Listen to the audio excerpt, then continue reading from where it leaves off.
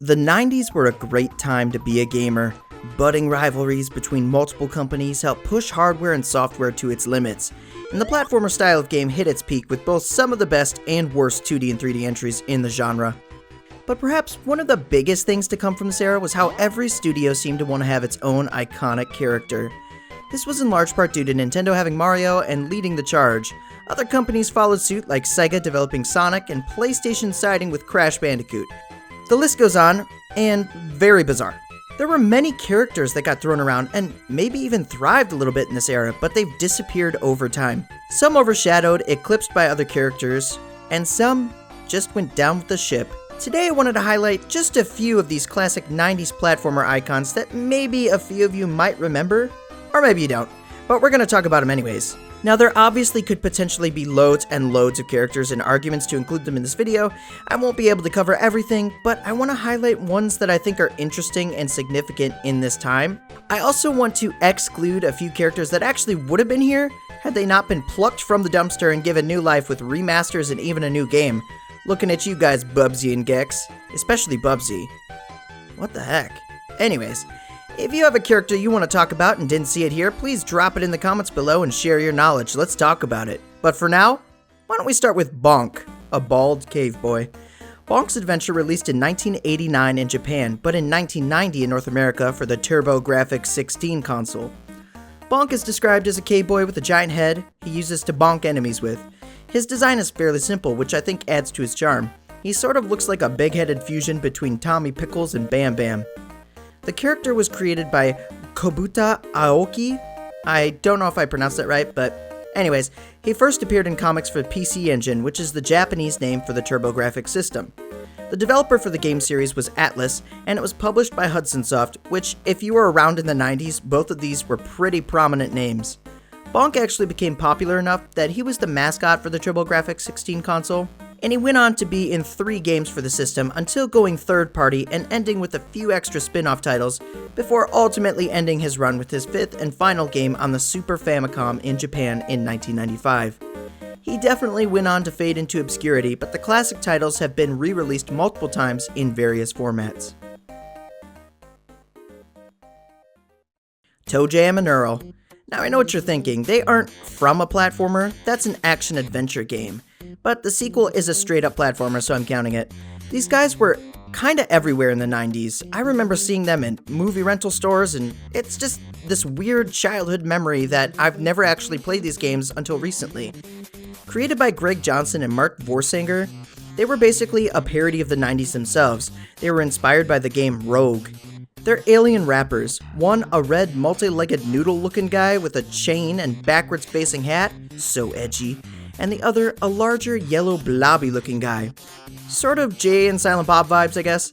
The game was developed by the studio Johnson Vorsanger Productions, which was an amalgamation of the creators' names and published right by Sega on the Genesis.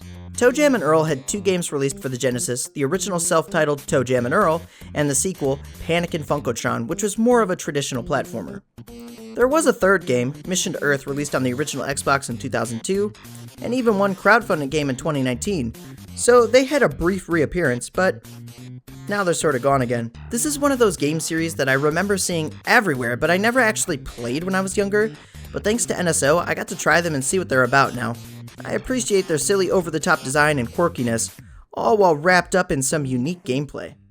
If there was one character on this list I feel never deserved to disappear and should have kept going, it was Earthworm Jim. This is one series I grew up with. If you watch my channel and follow me on socials, you'll probably know that I love this character. Earthworm Jim was very popular in the 90s, even spawning into a TV show, which I had tons of VHS tapes of. He was created by Doug TeNapel, who presented his sketch to Shiny Entertainment, who went on to develop the game and would later be acquired by Interplay. This was in response to Playmate Toys wanting to create their own original franchise that would eventually become a toy line after the success of Teenage Mutant Ninja Turtles. And boy, was it successful. Earthworm Jim was an earthworm who happened upon a robotic super suit, became a superhero who went on adventures in the galaxy to save Princess What's-Her-Name. The games are super colorful and animated beautifully, and while they can be super difficult, especially the first one, they go down as some of the best classic platformers in the 90s, maybe even of all time. I have a personal love for the second game in the series the most. Earthworm Jim managed to get 4 games made: the original, its sequel, then a third game which saw the series go into the third dimension on N64, and although it wasn't really well received, it still had a lot of good qualities in my opinion. And then a final 4th game on the Game Boy Color. Earthworm Jim 1 got an HD remake in 2010 for the PS3 and Xbox 360, but the series has unfortunately been dormant since then. There was a brief hope of a proper sequel that was coming for the Intellivision Amico console. Yeah, well that happened, after giving us a small teaser. The game was in development, heck, and didn't bounce back, not really getting far out at all. It's a real shame. I love this series and all its charm.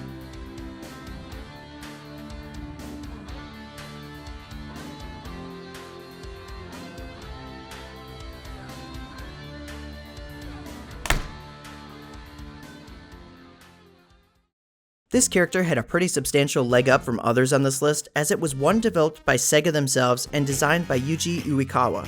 Originally named Feel, yeah, I'm happy they changed that, it became what we know as Ristar. A character that only had one self-titled entry, but I feel it deserves more love. The character's a yellow star person thing with stretchy arms. The design is simple and effective. The gameplay is pretty cool too, as you grab onto things and catapult yourself like a shooting star across the screen. Unfortunately, this game didn't sell well, even though the game was praised back when it released. Most people believe the poor sales were due to it releasing at the end of the Genesis lifecycle as things transitioned into the next generation. It's unfortunate we haven't seen anything more of the character. Future games could have been really neat.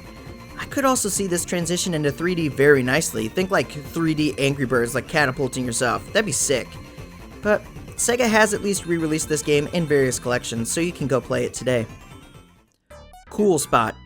In my mind, this is one of the more bizarre entries on this list. Cool Spot is not just a character, he was the mascot for 7-Up. Yeah, that little red dot between the 7 and the up, that's our man. Actually, these games are looked back pretty fondly. Cool Spot has some Gumby-like characteristics. He has, like I said, the red spot from the 7-Up logo, but they give him arms, legs, a mouth, and of course the thing that makes any cool person cool, especially in the 90s, sunglasses. Now when I said he was Gumby-like, it's because he's all bendy and wobbly, and that's sort of the core of his gameplay. You swing around off objects and flip around. You can also have the ability to shoot 7-Up fizzy bubbles as an attack. I gotta say though, although soda companies having games doesn't seem like the best idea, looking at you, Pepsi Man, this is actually a really solid effort. I was sort of blown away by the graphics for the time. This is one of those old school, we need to make this hard kind of games, and it really is hard. But I'll be darned if they don't do a decent job and make us maybe want to see more. Imagine if the plot was defeating other soda brand mascots. Let's see Cool Spot fight Pepsi Man. Anyways, even though the game is just a stretched out advertisement for 7-Up, Cool Spot was pretty cool overall. Earthworm Jim wasn't the only Interplay 90s character. Boogerman, a pick and flick adventure, was another title by the company, created by Mike Strachey and Chris Tremmel. We follow Snotty, a millionaire who's working as a janitor to investigate a machine by Professor Stinkbomb that transports pollution to another dimension. Accidentally sneezing and breaking the machine, a mysterious arm pops out and grabs the power source of the machine. Changing in a nearby men's bathroom, Snotty turns into his alter ego, Boogerman. This plot is just so bizarre. The game's another side-scroller with lots of burps and farts in a nasty world. Boogerman himself is a sort of heavier set and disgusting character. His superhero outfit is even pretty bummy. The game itself has some great animations and colors. It sort of reminds me of a cross between Earthworm Jim and the style of those humongous entertainment games around the same time. It's a classic. Bizarre, fun platforming, def go check it out, grossness and all. The game is described as gross out humor, and yep, that's it. Crossing elements of Darkwing Duck, Crash Bandicoot, and straight up Looney Tunes, Jersey Devil is a sort of Halloween set piece. We play as the Jersey Devil himself, who's purple, has red wings, along with the classic devil features. I will say, although I think they were going for horns, they certainly look like rabbit ears. He actually is somewhat of a superhero. Developed by Behavior Interactive, who funnily enough would go on to work on a Looney Tunes game in the near future, the game plays a 3D platformer. You have a basic moveset, you can hit, spin attack, jump on stuff, a few bonus actions like gliding with your wings, but otherwise it's pretty basic. A lot of this game really feels like a more small-scale open-world Crash Bandicoot. I think the fact there are crates and that they use this identical sound font is what makes me think this.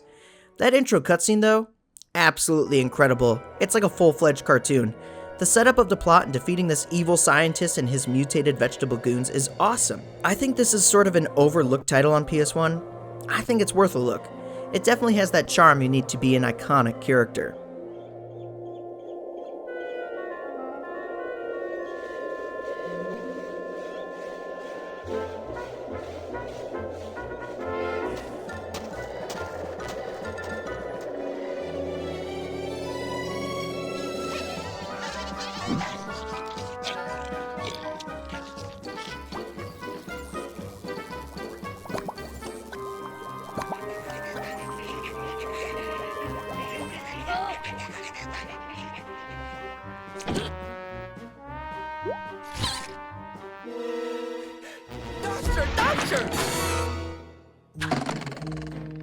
Oh, Dennis, how many times have I told you? But, look what I found. I hope for you it's not another rat. Dennis? I swear it's not. Look. It better not be. Now, let's see. What is this? Oh, look at the little puppy. Gucci. What a cute little devil. It's too bad we're going to have to cut it into teeny weeny little pieces. In the name of science, of course.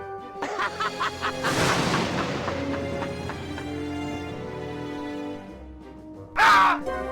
You sinful brain! That was my last blade. I hope you understand what this means. Well, all right. Oh no, not again.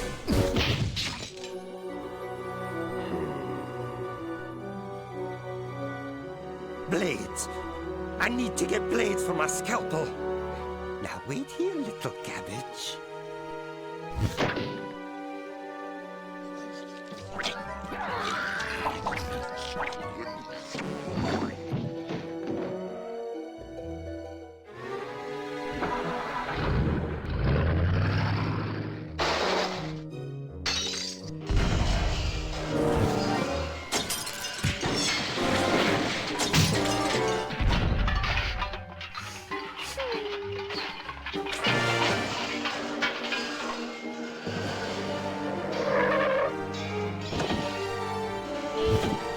Master, come up here quick.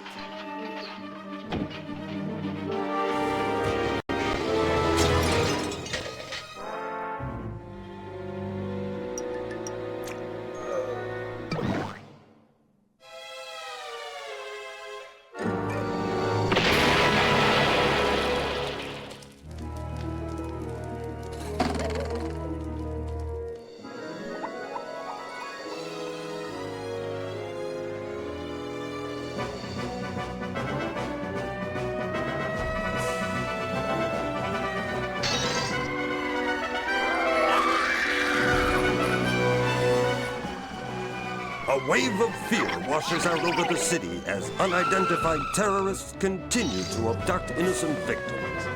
Some witnesses describe these criminals as mutant vegetables. AIA agents claim it could very well be another outburst of collective paranoia, similar to the one in 1957, concerning the now legendary Jersey Devil. Also in the Jersey area, police are still searching for the evil Dr. Narf, the mad scientist.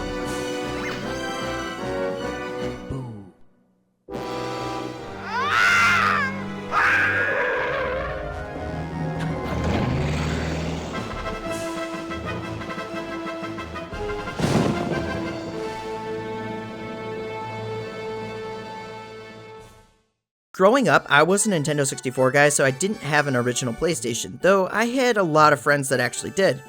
I briefly had an encounter with this little game called Klonoa, a sort of side-scrolling puzzle platformer that gives you Kirby vibes. I liked it so much I wanted to go find it, but we realized it was only on PlayStation, which I didn't have at the time. Until I found a Game Boy Advance iteration and just fell in love with this character. Klonoa is the strange Dumbo-eared cat creature who has a magical grapple that sort of inflates enemies. The design of Klonoa is like 90's anime, and I'm here for it. The game was developed and published by Namco. Klonoa was created by Yoshihiko Arai. One of the best little details of this design in my opinion is Klonoa has Pac-Man on his hat. I freaking love it. The games are super fun. I actually just picked up the remasters. Just the charming worlds of dreams and picking up enemies and throwing them to get higher in the air. It's a classic. I can't stress enough, this game series is great. Now this mother-grabbing game, released on the Sega Saturn, it's about a bug starring in a movie where another bug captures other bugs, and he has to save them. It was developed by Real Time Associated and published by Sega. It's such a ridiculous plot and over-the-top silly. Bug himself has a pretty funny, cartoony design, and the gameplay is super weird. It's a side-scrolling platformer with depth. It's sort of like those Sonic Extreme clips we always see with a specific viewing angle. It's almost like they couldn't let that project go even though it got canceled, and they just sort of reworked it into this. And maybe that's exactly what it is. I'm not 100% sure. I probably should have looked that up, but that's okay. I can't help but appreciate the charm of the character in this world, though I've never beaten this game. I did get pretty far on original hardware at my friend's place because when he picked up a Sega Saturn, this was one of the games on the list that we knew we had to play. It's pretty solid. The Mystical Ninja starring Goemon, an interesting N64 entry. Funny enough, I didn't really play this growing up other than maybe one time at my cousin's, but he was a very recognizable character and I saw him everywhere. Goemon was a 1997 platformer and just oozes charm. The character has iconic blue spiky hair. He stands out amongst a crowd, and if you weren't convinced enough to try this, it was published by Konami.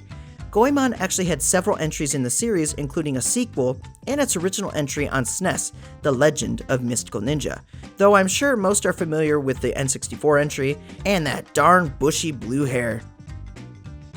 The game plays an action platformer and still plays fairly well to this day.